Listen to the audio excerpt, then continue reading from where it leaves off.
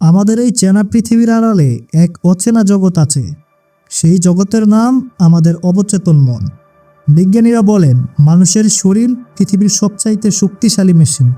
কিন্তু তুমি কি জানো, এই মেশিনের একটা সুইচ আছে যা টিপলে তোমার শরীর নিজে থেকেই ধ্বংস হয়ে যাবে। তুমি কি কখনো মাঝরাতে হঠাৎ জেগে উঠে অনুভব করেছো তোমার বুকের ওপর কেউ বসে আছে?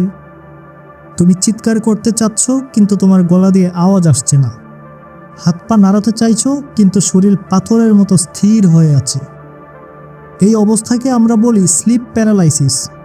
কিন্তু অনুভব করো, যদি এই অবস্থাটি কিছুক্ষণের জন্য না হয়ে সব সময়ের জন্য হয়ে যায় এবং এটা স্থায়ী হয়, যদি তোমার ভয়ই তোমার শরীরকে আক্ষরিক অর্থে পাথর বানিয়ে দেয়। আজ থেকে প্রায় 150 বছর আগে 18 বছর বয়সী এক তরুণী ঠিক একই পরিস্থিতির শিকার হয়েছিল। তার নাম ছিল শার্লট গিবস। বিজ্ঞানের ইতিহাসে এটি এমন এক অধ্যায় যা প্রমাণ করে যে আমাদের শত্রু আমাদের বাইরের কেউ নয়, বরং আমাদের নিজের মস্তিষ্ক। আজ আমরা জানব সেই অভিশপ্ত রাতের গল্প, যেখানে মৃত্যু এসেছিল কোনো ঘাতকের বেশে নয়, বরং এক অদৃশ্য আতঙ্কের ছায়া হয়ে। শার্লট গিবস ছিল এক প্রাণবন্ত কিশোরী। 1880-র দশকে সে সময়ের ইংল্যান্ডের এক ছোট্ট জনপদে তার বেড়ে ওঠা। কিন্তু একটি তুচ্ছ ঘটনা তার সাজানো জীবনটাকে এলোমেলো করে দেয়। কথিত আছে, এক মেলায় এক রহস্যময় নারী তার হাত দেখে আঁতকে উঠেছিল। তিনি বলেছিলেন, তোমার 18তম জন্মদিনের চাঁদ ওঠার আগেই এক অন্ধকার শক্তি তোমাকে স্পর্শ করবে এবং সেই রাতটিই হবে তোমার শেষ রাত। আমাদের আধুনিক যুক্তিবাদী মন বলবে এসব তো কুসংস্কার, কিন্তু মানুষের অবচেতন মন বড় বিচিত্রময়। একে বলা হয় the power of suggestion. Charlotte সেই নারীটির কথা বিশ্বাস করে ফেলেছিল, আর সেদিন থেকেই তার মনের কোণে একটি বিষাক্ত চারাগাছ বড় হতে শুরু করে। সে দিনের আলোতেও ভয় পেতে শুরু করে, রাতের অন্ধকারে ছায়ার ভেতরও আতঙ্ক খুঁজতে থাকে। শার্লটের পরিবার তাকে অনেক বুঝিয়েছিল, কিন্তু শার্লট তখন এক অন্য জগতের বাসিন্দা। তার কাছে প্রতিটি দিন ছিল তার মৃত্যুর একটি ধাপ। চলো একটু বিজ্ঞানের গভীরে যাই। যখন আমরা ভয় পাই, আমাদের মস্তিষ্ক আমিগডালা নামক অংশ থেকে সংকেত পাঠায়। মুহূর্তের মধ্যে শরীর অ্যাড্রেনালিন এবং কর্টিসল নামক হরমোনে ভেসে যায়, এবং এটি আমাদের পূর্বপুরুষদের বাঘ অথবা সিংহের হাত থেকে বাঁচতে সাহায্য করত। একে বলে ফাইট অর ফাইট রেসপন্স। কিন্তু শার্লটের ক্ষেত্রে সমস্যাটি ছিল ভিন্ন। তার ভয় ছিল দীর্ঘস্থায়ী। মাসের পর মাস তার হার্টবিট ছিল অস্বাভাবিক। একে চিকিৎসা বিজ্ঞানের ভাষায় বলে ব্রোকেন হার্ট সিনড্রোম। যখন তুমি ক্রমাগত মৃত্যুর কথা ভাবো, তখন তোমার শরীর মনে করে তুমি যুদ্ধে আছো। এই দীর্ঘস্থায়ী ভয়ের ফলে শার্লটের রক্তে ক্যালসিয়ামের মাত্রা অনেক বেড়ে গিয়েছিল, যা ধীরে ধীরে তার হৃৎপিণ্ডের পেশিকে শক্ত করতে শুরু করে। মনস্তাত্ত্বিকরা একে বলেন নোসিবো ইফেক্ট, অর্থাৎ নেতিবাচক বিশ্বাস যখন শরীরে বাস্তব রোগ তৈরি করে।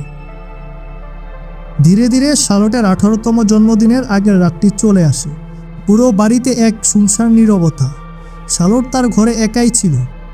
তিনি বারবার বলছিলেন, ও আসছে, আমাকে নিতে আসছে। মাঝরাতে হঠাৎ বাড়ির নীরবতা ছিঁড়ে এক আর্তনাদ শোনা গেল। এমন চিৎকার যা শুনলে মানুষের রক্ত হিম হয়ে যায়। শার্লটের বাবা মা ঘরে ঢুকে দেখল শার্লট মেঝেতে পড়ে আছে। তার দেহটি ধনুকের মতো পিছনে বাঁকানো আছে, যাকে চিকিৎসা বিজ্ঞানের ভাষায় বলে ওপিস্টাথায়োনেস। তার চোখ দুটো এত বড় করে খোলা ছিল যেন সে মৃত্যুর ঠিক আগ মুহূর্তে এমন কিছু দেখেছিল যা কোনো মানুষের দেখার ক্ষমতা নেই। তার সারা শরীর ছিল বরফের মতো ঠান্ডা, কিন্তু মাংসপেশিগুলো ছিল পাথরের মতো শক্ত। ডাক্তাররা এসে পরীক্ষা করে অবাক হয়ে যায়। তার শরীরে কোনো বিষ ছিল না, কোনো আঘাত ছিল না। ডাক্তাররা তাদের রিপোর্টে লিখেছিলেন, the heart had literally seized under terror, অর্থাৎ ভয়ের চোটে তার হৃৎপিণ্ড আক্ষরিক অর্থেই জমাট বেঁধে গিয়েছিল। শার্লট মারা গিয়েছিল ঠিকই, কিন্তু তাকে কোনো অশুভ আত্মা মারেনি। তাকে মেরেছিল তার নিজের মস্তিষ্ক থেকে নিঃসৃত হওয়া বিষাক্ত হরমোনের স্রোত। শার্লট গিবসের এই গল্পটি আমাদের এক বড় সত্যের মুখোমুখি দাঁড় করায়। আমরা প্রতিদিনই কত শত ভবিষ্যৎবাণীর ভয়ে কুঁকড়ে থাকি, আমি যদি সফল না হই লোকে কি বলবে, যদি আমার সব হারিয়ে যায়, এসবই এক একটি ছোট্ট ছোট্ট সালোয়ার গিফটস আমাদের ভেতরে।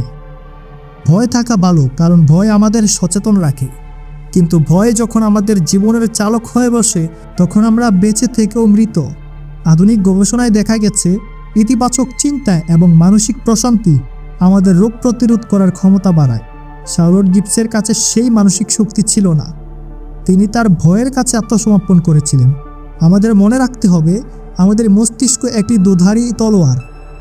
এটি যেমন আমাদের বাঁচাতে পারে, তেমনি এটি আমাদের ধ্বংসও করতে পারে।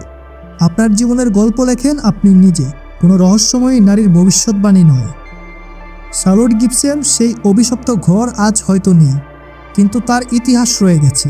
এটি আমাদের মনে করিয়ে দেয় পৃথিবীর সবচেয়ে বড় রহস্য কোনো এলিয়েন বা ভূত নয়, বরং আমাদের নিজেদেরই মন।